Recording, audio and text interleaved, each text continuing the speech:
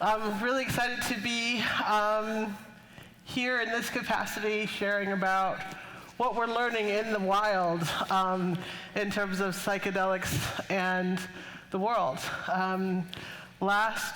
June of 2020, Josh and I came together to commit to creating what has become Fireside Project, and we're learning some things along the way. So in our first 16 months, we'd love to just share with you some of the questions that we're asking, and also some of the patterns and things that we're seeing in the wild, the psychedelic wild.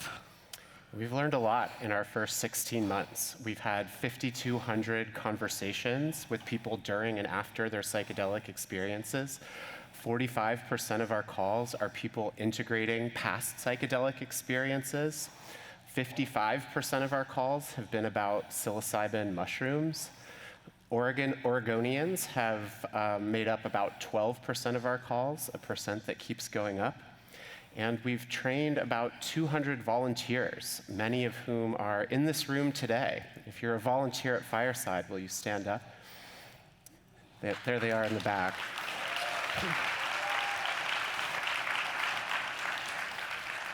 These are folks who have devoted 4 hours a week for a full year to providing support on the psychedelic peer support line. One of our amazing supervisors, Wes, who's here today, said that service is the highest form of integration, and we feel like our volunteers embody that principle. So we wanted to share with you our top 10 lessons from our first year providing support in the wild on the psychedelic peer support line. So taking psychedelics has risks, and also isn't for everyone. And so some of the things that we're seeing and understanding is that our callers regularly tell us that they would have called 911 or gone to the ER if it wasn't for calling Fireside Project. So we know that we're having an impact there in terms of deterring people from using emergency services and these tools that aren't necessarily needed in the moment. We also are seeing that that you should not underestimate the risks of psychedelics and what they can be, even if you are a veteran or someone who's had many psychedelic experiences. We're actually seeing that a lot of our callers are not first-time users, but they're actually folks who have had their psychedelic experiences before, but there was the one that maybe perhaps got away.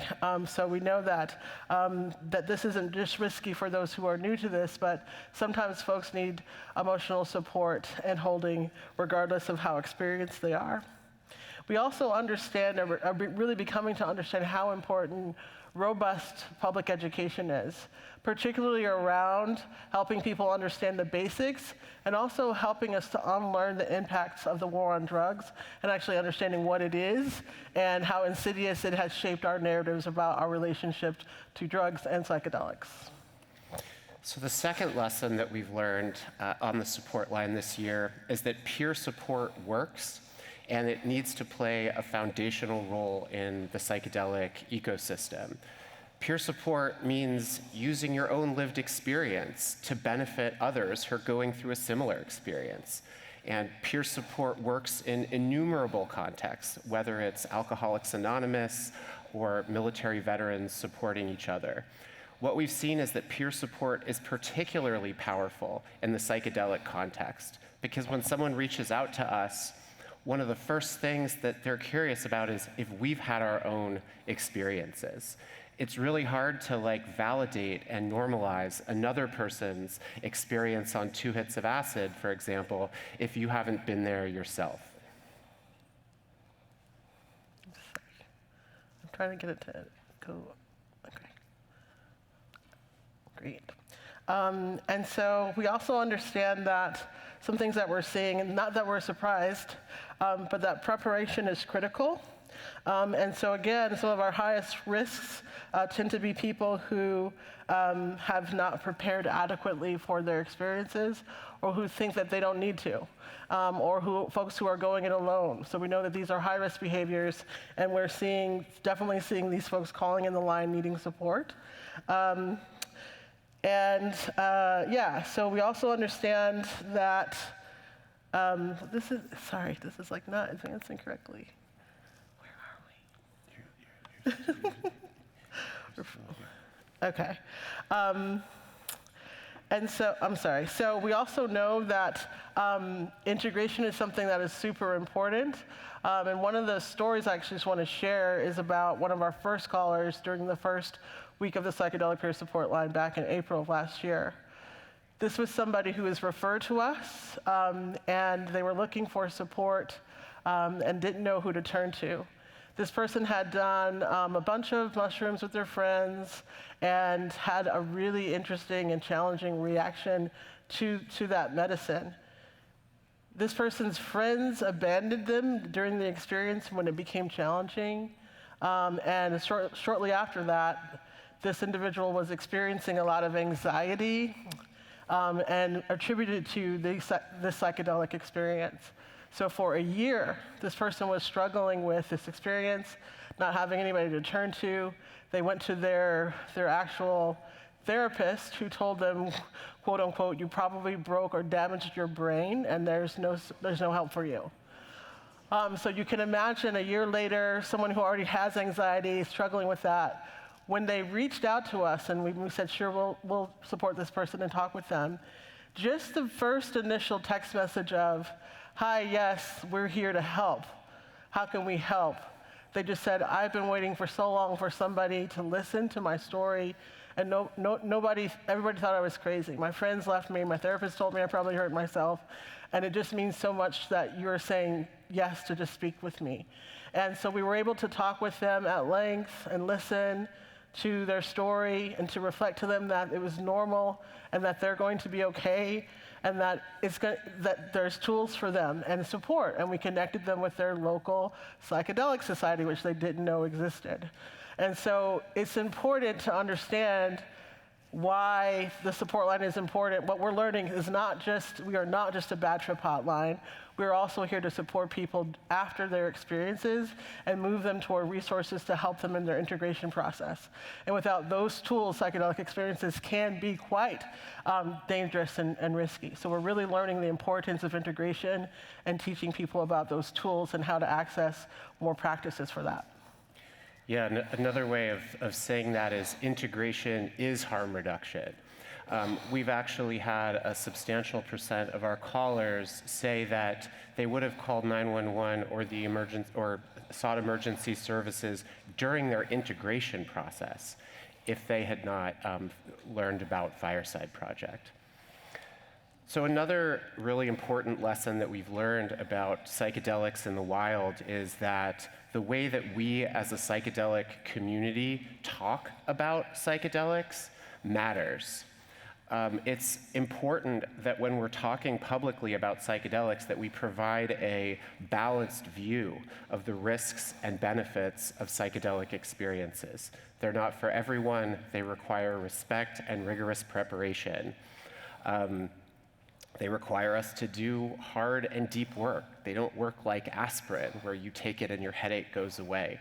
And so as a community, I think there is really an imperative for us to not say things like psychedelics are 10 years of therapy in one night. It's not true, and it really sets people up for disappointment after their depression or other issues remain the day after or a week after their psychedelic experience. Thank you. Something I would want to jump in here with is talking about our need for, we talk about equity, diversity, and inclusion.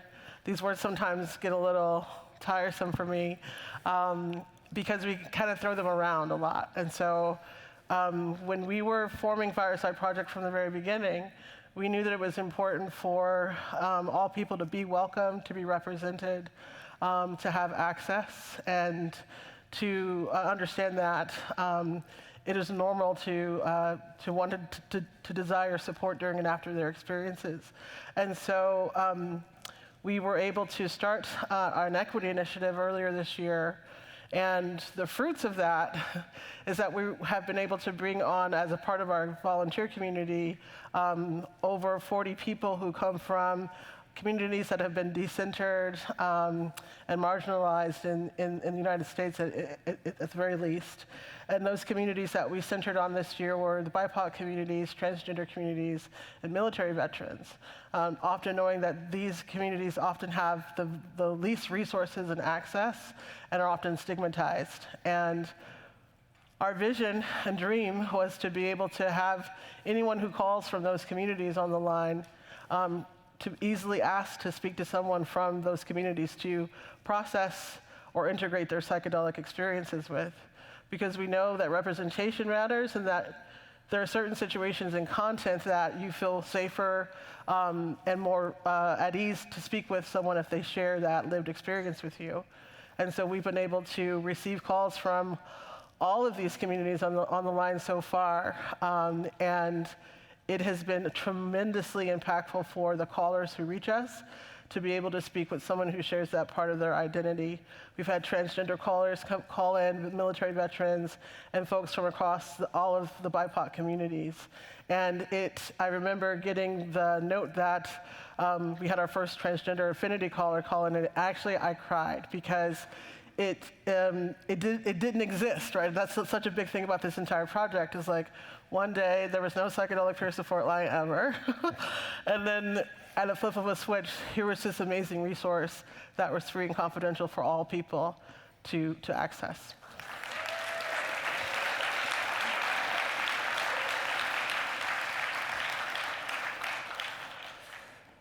Another lesson that we've learned is that facilitator abuse is a significant issue in our community that we really have to reckon with. We had to create at Fireside, an additional category on our call log system to account for the number of people who reached out to us after having been on the wrong end of inappropriate conduct by facilitators.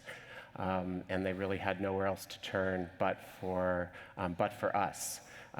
Kind of responding to this need, Juliana Mulligan, who's here, and I created basically a list of 10 warning signs to look for when selecting a prospective, or when considering whether to select a prospective facilitator, as well as like a very granular list of questions that you can talk through with that facilitator. But this is a real problem, and as a community, it's something we need to take very seriously. Number 9 is this beautiful thing of community, and that community matters. And Fireside Project basically would be nothing without community. And one of the number one things when we're listening to the feedback from our volunteers, and we've trained about 200 volunteers at this point, one of the things, and I don't know why it's always surprising, because I always think when we get the surveys back, they're going to say the most impactful thing that Fireside has, that I've experienced at Fireside is helping the hundreds of calls that I've taken and being trained in this valuable skill. But the number one thing we actually get back is, I was looking for a community, I was looking for a psychedelic community and beloved community, and I found it at Fireside Project. And I think that this is something that is just critical and needed, as we've kind of soldiered through these past couple of years, being isolated, as well as the stigma, right, that psychedelics can hold and holds in this society.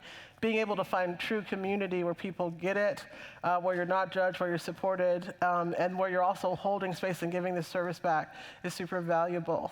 So never underestimate the power of community, and that's also something that's like a building block for the work that we're up to in this field.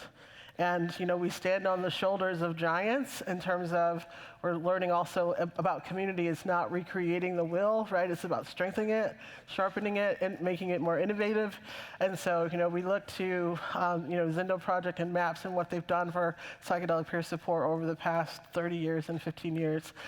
So we have definitely understood and felt the importance of having community and alliances within this space. Our final thing is, we really believe at Fireside that for psychedelics to reach their transformational potential, it will only be because every single person in the United States and eventually the world has access to free support during and after their psychedelic experiences. Thank you. Thank you.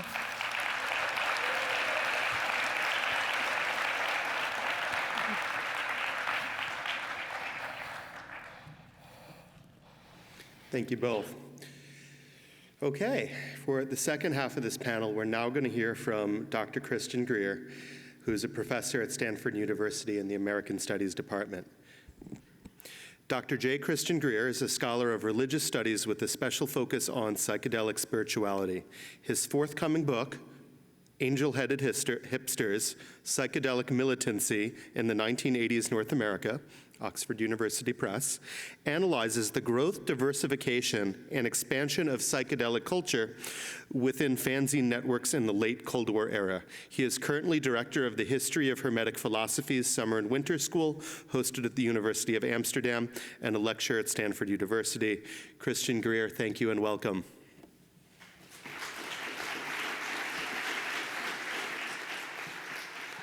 Thanks so much. In fact, I'm not a professor, I'm just a lecturer at Stanford, but I'm glad to be there nonetheless. I'm also glad to share the stage with such wonderful co-presenters.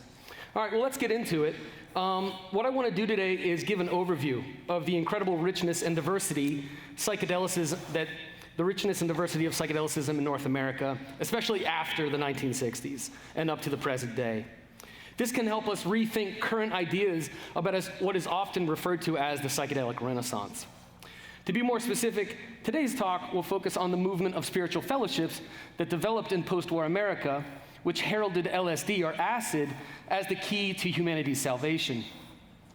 Led by a messianic mission to illuminate the masses, the psychedelicist movement has taken on a variety of institutional forms, such as rural communes, maybe you know about those, secret brotherhoods, criminal syndicates, revolutionary cadres on the far right and the far left, sex clubs, musical collectives, biker gangs, experimental performance groups, therapy centers, LGBTQ+ networks, and academic research associations.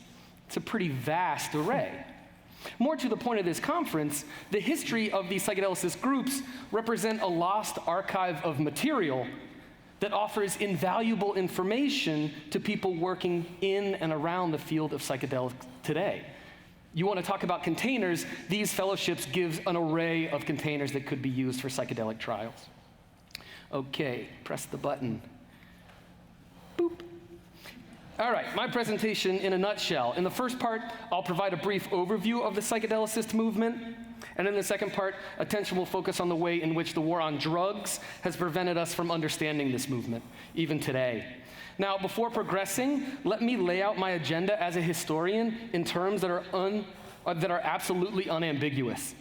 History is not fixed, but rather can and should be renewed through the recovery of voices that have been marginalized. Therefore, across this lecture, I will be planting some flags in the ground in areas that cry out for more research. Okay. Considering my audience, we need not revisit what I have termed the master narrative of psychedelic culture. We all know about it. We all know about Hoffman's discovery and how the psychiatrist Humphrey Osmond later coined the term psychedelic in a letter to Aldous Huxley in 1956. Without getting bogged down in all of the minutiae, Huxley and Osmond, their concept of the mind and its capacity to expand refers to an enchanted theory of naturalism popularized by psychical researchers, or as they're known in the US, parapsychologists. I mention the parapsychological basis of psychedelic thought only to draw attention to how the psychedelic discourse was always entangled in spiritual ideas. Okay, now let's move to the master discourse of psychedelicism. You probably already know a lot of these figures. Looming larger than life, we have Aldous Huxley, Tim Leary, Baba Ram Dass, Alan Watts, Stephen Gaskin, Ginsberg, and John St. Clair. Now, as this litany demonstrates, the master narrative of psychedelicism is structured as the story of great white men who all lived and worked in the 60s. And here I'd like to plant my first flag. There is much, much more work to be done when it comes to writing the history of psychedelics, particularly with respect to recognizing the contribution of women, the LGBTQ community, indigenous people, and people of color. Their contributions have been major, yet always overlooked. So, the term psychedelicism and psychedelicist church movement may not be immediately familiar to y'all, or even experts in post-war spirituality. I coined these terms as a deliberate attempt to reappraise the groups variously misconstrued as drug religion, love cultists, acid fascists, and simply hippie bullshit. Such terminology is often emotionally loaded and distracts from the empirical study of the thousands and thousands of drug fellowships that populate the post-war American milieu. So here we have a variety of psychedelicist movements, and it's important to note that each of these groups represents a different school of psychedelicism with their own natural theology and containers, so to speak, or rituals for maximizing the beneficial, healing, and mystical effects that are often induced by psychedelic substances. And they really fall on a spectrum. On one end, you have the merry pranksters, freaky feeling, do what you want. They have a sort of rave, and you take psychedelics, and you just hope it turns out all right. And on the totally other end, you have like the League of Spiritual Discovery, which is far more of a religious institution that has sacraments, and as I like to say to my students, the smells and bells of religion. But you have everything in between as well. Those scholars present the hippies of the 60s as the apex of psychedelic religion. This milieu, in fact, was just the nucleation point for a tradition that expanded and diversified in the half-century that followed. Let me be very clear here. My research suggests that there were more psychonauts in the 70s than the 60s. And then more in the 80s than the 70s, more in the 90s than the 80s. You see where I'm going here. So here I'd like to plant another flag to indicate how psychedelic culture after the 60s remains totally open for new research. And this becomes all the more so if we cast our glance beyond North America. That history is yet to be written. Psychedelics is a global phenomenon. Anyways, the focus of my first book, Angel-Headed Hipsters, is on the second wave of psychedelic enthusiasm that crashed over the US in the 1980s. The single largest psychedelic sect in North America is the Church of the Subgenius, which attracted thousands of followers throughout the 80s and 90s. Stimulating an upwelling of enthusiasm, the church was conceived as a big tent for like-minded seekers who found themselves exiled, at least intellectually, by the war on drugs. Another major player was the Discordian Society. This society really carried the torch of psychedelic militancy throughout the 1970s and came to prominence in the 1990s. In fact, it's even larger today than it ever before. Its growth is due, in fact, to a quirk in its membership structure. Discordians stick apart. The Discordian Society is completely decentralized. The Discordians, in fact, fashioned themselves as an underground psychedelic insurgency locked in a battle with all US intelligence agencies. Yeah, aside from their sacramental use of LSD, they dedicated their energies to something called Operation Mindfuck, which was a decentralized campaign to sow discord and confusion across the globe. Pretty great stuff. All right, now let's turn to the way in which popular psychedelicism shifted within American culture at large in the 80s, 90s, and 2000s. Alongside the psychedelicist church movement, there were two major reformations within popular psychedelicism itself. The first was a shift towards ecology in the mid-1970s, which facilitated the birth of radical environmentalism and the radical environmentalist movement. If you want to know more about this, I have an article coming out in a few months in the Harvard Divinity School Bulletin. The other major reformation regarded the racial diversification of psychedelicism in North America. And this was linked to the rapid popularization of the Funkadelic movement. Centered around roughly a dozen bands and artists, Funkadelic culture attracted tens of thousands of people who collectively recentered Black people and their struggle against racial prejudice as the focal point of psychedelicism. These reformations, to be clear, were political expendencies insofar as they openly abdicated psychedelicist religion. These were political expendencies insofar as openly abdicating psychedelicist religion became too dangerous on account of the war on drugs. Following President Nixon's creation of the Bureau of Narcotics and Dangerous Drugs in '68, this war has taken shape as a vast government bureaucracy that has insinuated itself into almost every aspect of American life. The drug war was not simply a militarized police and judiciary predisposed to disproportionately imprisoning people of color. It was also a propaganda campaign concocted to manage perception of psychedelics through school programs, popular entertainment, medical associations, pharmaceutical consortiums, and the judiciary system. By exercising epistemological control, the drug war shaped what could be known and discussed publicly and even within the academy. More to the point, the war on drugs dissuaded scholars from researching material related to psychedelics. Those who did examine the stuff tended to present psychedelicism in a negative light, out of fear that their work might be construed as apologetics. As such, the true impact of psychedelics has not been properly accounted for in the historiography of American culture. Here, however, I'd like to raise my third and final flag that says that describing the history of psychedelicism over the last 75 years is of secondary importance to describing the way in which this history has been written out of the history books. So now let's turn to the way in which the drug war and its epistemology has precluded the empirical study of psychedelicism. I've organized my ideas around what I call interpretive humbugs. There are a number of conceptual humbugs that obscure psychedelicist religion. Hallucinogen, recreational marijuana, and entheogen are just a few, but I want to focus on the primary ones. The most detrimental is counterculture. The plain truth is that counterculture is a euphemism for psychedelicism, and it was by virtue of this piece of sociological jargon that psychedelicist religion was written out of the American history books. Aside from being nebulous and ahistorical, the concept of counterculture homogenizes the heterogeneous movements that formed within and around psychedelicism over the last half-century. So now, allow me to restate my argument in more provocative terms. The movement of psychedelicist religions is not a feature of the so-called counterculture. On the contrary, it's the opposite that's true. The so-called counterculture is a poorly defined way to talk about the religious awakening that first erupted in the late 1960s with the psychedelicist movement.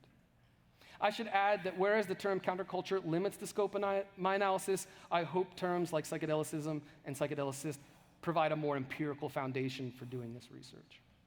All right, second humbug, take a guess. Hippies. The term hippie skews the historical data related to psychedelicism, as it's racially coded to mean white middle-class adolescent. As a result of this misconfigured term, the history of psychedelics has been coded as white, but it isn't, not by a long shot. As I hope to show in my current book project, which focuses on funkadelic culture. Black is the brightest color, the funkadelic strain of civil rights. You see here, this is a simple Google search. Typing in hippie, you see what you get, and this matters. All right, I'll go to the third one, which is a bit of a provocation, so pardon me. The term psychedelic renaissance is an artifact of the drug war. By presupposing that psychedelic research ended magically in the 60s, the term psychedelic renaissance legitimizes the historical redaction of the psychedelic research that's been done over the last 70 years underground. Etymologically, the word renaissance means reborn. But how can something that never died be reborn? It's always been here. Those who use the term psychedelic renaissance are suffering from an intellectual hangover, whether they know it or not, from the extremely powerful policy of intellectual exclusion that marginalized the homegrown tradition of psychedelic research that was driven underground and persecuted by the drug war inquisition. Now I'd like to go to my conclusion. I'll conclude my paper by reiterating that the master narrative of the great men of psychedelicism has already been told. I like to think of it as the never-endingly told story. But it needs to end, because it only paints half the picture, or actually less than half, considering the omission of women, people of color, and indigenous people from this narrative. Pivoting to a history of communities, of networks, of friendship.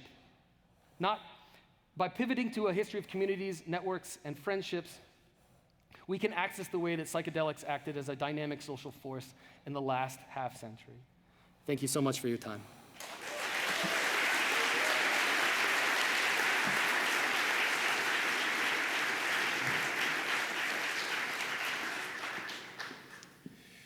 Thank you, Christian, and it is with great chagrin that I must admit that it somehow took 15 years of Horizons conferences before someone put a slide of George Clinton on our stage, further reinforcing, I think, the conclusions you've drawn. So I have some questions for the three of you, and I'm so glad to arrive at this dialogue. As I mentioned this morning, it is believed that around 30 million Americans in a country of what I think is about 330 million people will admit to a government survey that they've used what are referred to as hallucinogens. And as mentioned this morning, statistically speaking, almost none of those people have done so in a clinical study or a therapy session. When I entered this world, there was a lot of discussion, of tripping. That was a narrative that was popular in the 90s, where you might take LSD or mushrooms to enhance your enjoyment of cartoons or admire the really, truly fantastic patterns on the grout and the tiles in your bathroom. And I'm curious, as you see it, what is coming through the Fireside Hotline and what you see in your research, what are the reasons for which the narratives of medicalized therapy, or for instance, the narrative of spiritual ceremonial plant medicine have proved very, very resonant and popular with the public and the media, whereas sort of the 1990s and prior go to Lollapalooza and Burning Man and Trip and so on and so forth. Why has that been written out of history?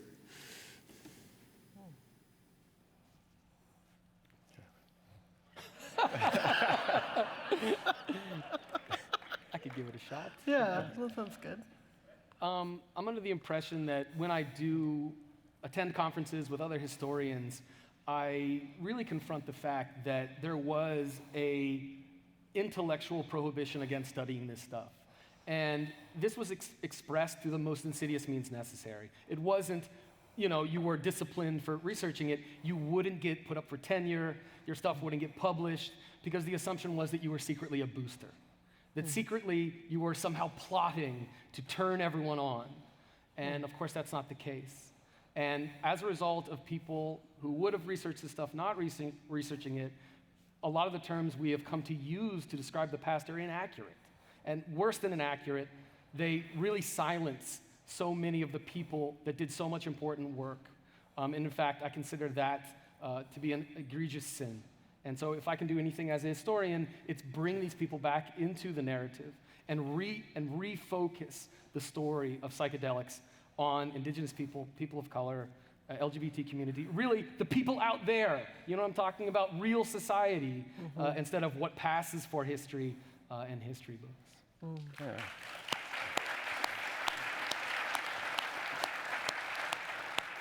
Yeah, I would also add that insidious narrative isn't just external. It infects people's consciousness, and it can affect the quality of the experience that the person is having.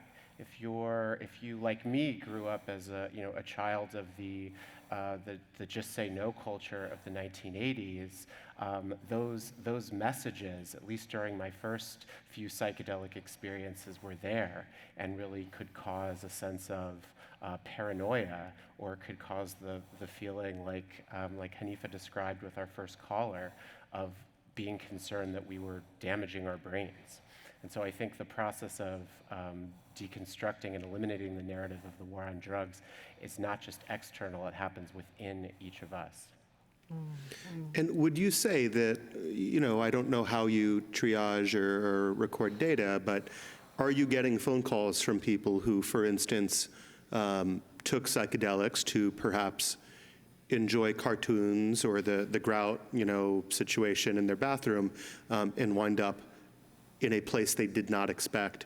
Or would you say that most of the people who reach you are kind of following the dictates of either a ceremonial or a more of a clinical narrative?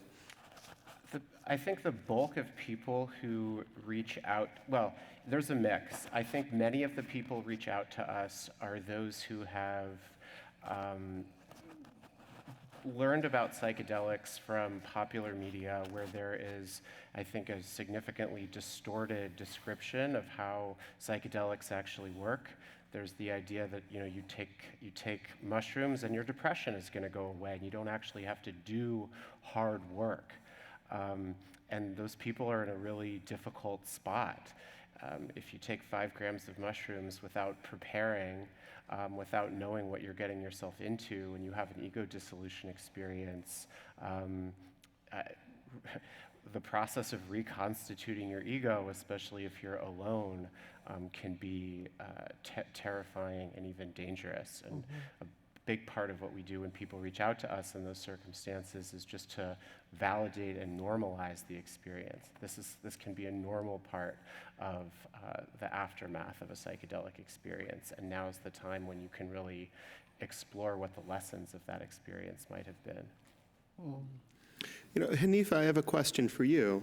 As a black woman, one of the unfortunately few visible black women working in this field and at this conference, did you feel growing up that you could own a piece of sort of psychedelic subculture, and were there in the same way that the many white hippies and questionable dresses and Google images, is it something that you felt allowed to participate in psychedelic culture growing up in the same way that maybe your white friends or neighbors did? It's a really interesting question, wrapped in a lot there. And I just want to say shout out to all the other black folks in the room and not in the room. We had an amazing gathering a few weeks ago in Sonoma, California. The folks at A Table of Our Own put on a gathering. There was like 30 plus of us, all black folks in the psychedelic space, celebrating and lifting each other up. And I often feel that there's this question and a narrative that there's a desire, right, from non-people of color in the psychedelic space, this question comes up a lot. How do we find, where are the people of color? Where are the women? How come there's not enough? And it's you're actually asking the wrong question, because the question is, why don't you see them? Because they're there, they've always been there.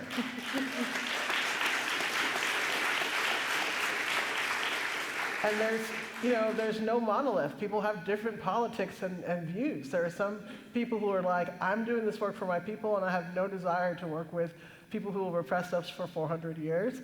There are people who are I'm doing this underground, and I'm terrified to go above ground because I could be arrested and lose licenses, jobs, family, etc. And there are some people who are I have the ability and the interest and the tools to be able to be a bridge, because we believe that that's important, and I think that's where I fall. But I also greatly respect all of my people who are doing what they have to do with the tools that they have and where they are. I don't judge. And there's often lines of mistrust that can be brought up because of that. Some people who are black in the psychedelic space or doing psychedelics might not feel safe to be a bridge, or not think that I am safe because of the work that I'm doing above ground and with white folks. And so there is consequence. Unfortunately, not all the time, but it's really real. I would be lying through my teeth if I did not share this with all of you. And so I think that growing up, I grew up, my grandparents are from the rural South. They did the Great Migration to Detroit in the 30s and 40s, and had 12 kids. And my family was very religious, so I knew nothing about the drug culture or any of that growing up. But I did know about the Black Liberation Movement, right? I did know about the Free Breakfast Program. I did know about Black Panthers. I did know about what it meant to lean on your community members when you didn't have. And so I think that when I fortunately was able to go to college, that's where, and that was a really interesting place, because all of my life I had been with my community and my folks, or just local. So going to college is like me leaving home. I went to an amazing school, Beloit College. Any cheeseheads in the house? And it was really there that a lot of things began to become clear to me. One, that I was in a space that was mostly white, I had a lot more freedom in in that particular environment. And yes, there were folks doing all types of stuff, in terms of extracurriculars, if you want to call it that. And it was there that I was like, yeah, where did this all come from? Like, where did psychedelics come from? Like, people are drinking. Like, what is this whole reality? And why are people doing so much of it? Also, but I feel very lucky in this way that I was able to discover psychedelics in that capacity. And for me, it's all about gaining the tools and the skills to heal. I think that people are very sick, and that I found in my use of psychedelics and when I was younger, that I was self-medicating, and it was a way and a tool that I found that really helped me reconnect with my body and begin to explore what were the things that I was really sick from, because they weren't things that were seen. This was mental sickness. This was internalized depression. This was growing up in a society that thinks that you shouldn't exist or have freedoms. So for me, psychedelics really helped me to discover the things that happened to me, and then to shift my worldview and how I centered myself within my life. And so I'm also somebody who my parents were always like, you can do whatever you want to do. You just have to keep your mind to it. And so I think that message, and also being someone who's just extremely like an explorer, I was able to find a way to have an even deeper relationship with psychedelics as I got older, because it was a choice that I made. So I don't know that my story is a universal story. And I also feel as though, as someone in this space now, today in 2022 on this stage, as a Black woman in this space, I think that it's super important for all of us to me, the greatest work that we can be doing here is understanding the systems that we're upholding. And I feel like psychedelics, as mind manifestors, are great tools to help us explore how am I using my power in every moment. And I'm here to support as many people as possible to be on that journey and to be asking that question. Right on. Thank you, Hanifa. Now, there are a number of questions I'm seeing here in the queue that do seem to be obscure Church of Subgenius or Discordian or Butthole Surfers song references. We're going to skip over those. The top voted question is a little bit more of a serious question about Fireside.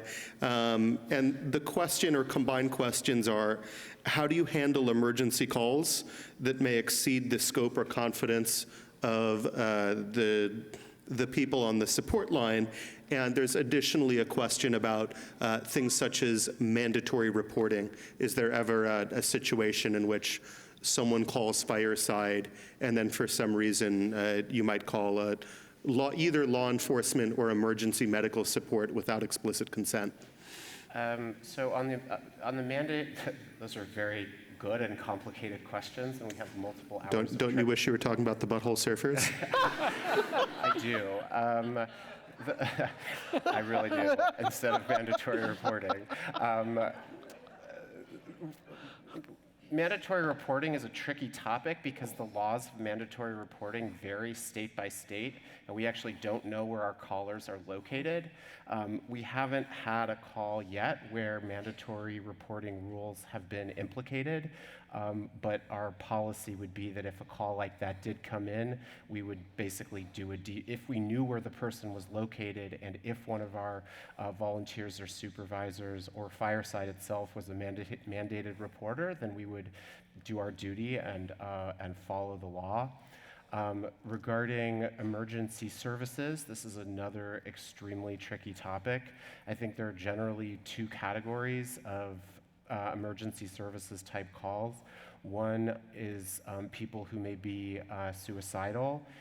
Fireside Project is not a suicide hotline. If we develop a concern that someone may be thinking of harming themselves, we ask them directly, I'm really worried about you. Are you thinking of harming yourself? If the answer is yes, then the call is outside of our scope, and we would do our best to transition the person to the appropriate resource. Every caller who reaches out to Fireside Project receives a disclaimer at the very beginning that says, we're not a suicide hotline, we do not provide medical care, and we very seldomly, but we would connect, if we do reach the conclusion that someone may be in immediate danger, we would connect them with emergency services. Thank you, Josh. And I'm wondering, do you ever find that the call is coming from inside the house? That's a great question. Well, we actually have had volunteers who have called Fireside Project, not while they're volunteering, but I think, and I actually took one of those calls, and I thought it was exceptionally beautiful and really got to the meaning of what is peer support and what is community. We're people who support each other, and that includes people within Fireside Project if they're tripping. I'd like to think that if I needed the support of Fireside Project, I would definitely reach out from a block number so that people didn't know that it was the executive director who was calling them. Thank you. Christian, I'm curious if you could situate some of this work regarding peer support and non-institutional and non-transactional support within the history of the psychedelicist movements. Yeah, well, the history of psychedelicist movement is a history of peer support. And this is why this is such a beautiful panel, because it's no surprise that there's a great book called Bowling Alone, that Americans are becoming more and more isolated. We used to be a country of community support, and that's shrinking rapidly. And maybe you even know some Gen Z people. And mental unwellness is increasing amongst them, and isolation is increasing. And this is why what you're doing is so admirable, and it's such an honor to be up here with you. Really, the groups I look at, and there are thousands, and I'm doing my best to really keep an index, but there's good, and there's bad, and there's ugly. And I have to say, what you're doing seems to be the good and the beautiful. So I really want to support you guys one more time. Thank you. Thank you. No, one more point, if I could. The groups I look at tend to have fantastic outfits. Oh. And the ceremonies. What are you saying? I mean, you guys could use a little razzle-dazzle? No. The groups I look at are so imaginative and so innovative. And what really keeps me coming back to them often is going into the archive and looking at the material culture of psychedelicist fellowship. And here I'd be remiss if I didn't mention one more point, which is this is not ancient history. My research started 15 years ago, of course, by living in archives and libraries, and then the necessary next step of going on Facebook and finding the elders of the psychedelicist tribe. They're out there, they're in their 80s, they're in their 90s, and they're lonely. And I feel like whenever someone comes up and says, hey, how do I become a historian of psychedelicist culture? Ask your grandparents, start within your own networks, see what kind of experience is accumulated there. And that's a great point of origin. And I really like to emphasize that this is not ancient history, that the psychedelicist church movement has been alive and well, and as I said before, it's growing and growing and growing. The thing about psychonauts is just because they had a little acid in the 60s doesn't mean they stopped. And so there tends to be more and more and more of them. And so, before you go the scholarly route, perhaps ask around your social circles, because experts might be within there. Thanks. Thank you, Christian. I also see there's an excellent question here wanting to know more about LGBT and other queer leaders in the psychedelic community. And I would just recommend that everyone look up the excellent conference that Chakruna and Bia Labate organized some years ago called Queering Psychedelics in San Francisco, which is, there is a whole video archive of a very large conference that was devoted solely to that topic. I'm also going to ask Hanifa and Josh, have you been in touch with Drake's people about using Hotline Bling? Not yet. Okay. Well, thank you all so much. We appreciate your time up here. Thank you. And we're going to segue into our next presentation from William Leonard Pickard. Thank you so much, Josh, Hanifa, and Christian.